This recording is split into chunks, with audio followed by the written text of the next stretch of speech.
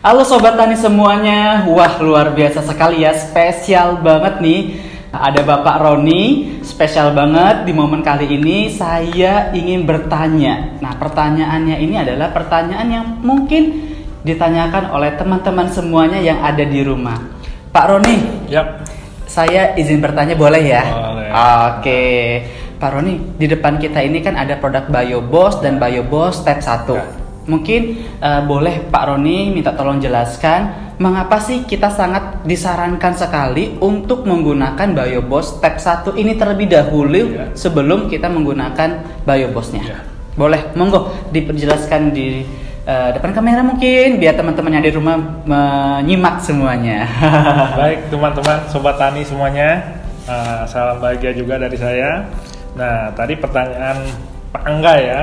Ya, dia bertanya kenapa harus step 1 dulu yang kita gunakan ya.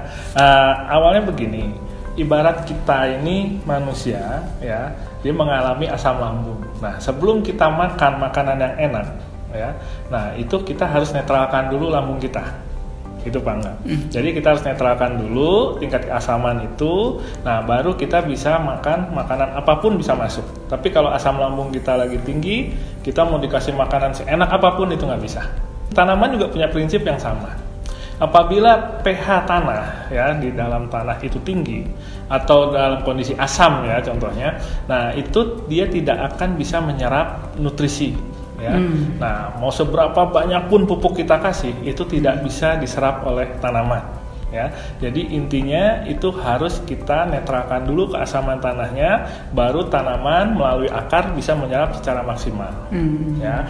Nah, itu pertama. Yang kedua, kita ini kan menggunakan BioBoss. BioBoss itu dasarnya adalah pupuk hayati, di mana isinya adalah mikroorganisme. Nah, mikroorganisme ini pun dia bisa berkembang biak dengan baik apabila pH di lingkungannya itu juga netral. Oh, oke. Ya. Nah, kalau pH-nya asam, ya, dia tidak akan bisa berkembang biak secara maksimal. Nah, sehingga nanti, ya, orang ada mungkin pernah dengar udah pakai pupuk hayati, udah pakai BioBoss, tapi kok perkembangannya belum kelihatan optimal. Nah, itu disebabkan oleh kondisi tanahnya memang yang masih asam. Ya, kenapa diberikan nama step 1?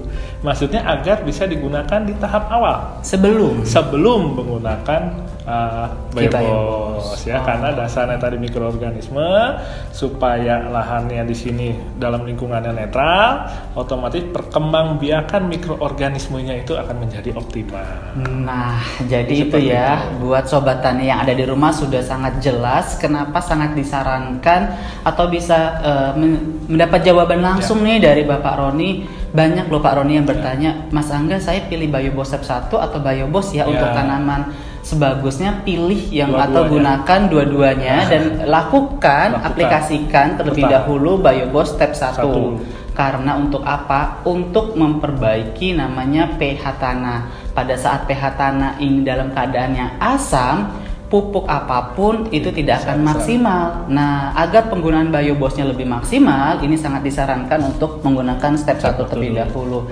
Dan juga untuk mengoptimalkan kerja BioBoss ya Pak ya, untuk biar perkembangan dari bakteri atau mikroorganisme baik yang ada dalam BioBoss ini kan sedang dalam keadaan tidur gitu kan ya, biar perkembangannya maksimal, pH tanahnya harus dinetralkan dengan BioBoss step 1. Itu dia ya. Sampai ketemu lagi di sesi berikutnya. Sampai jumpa.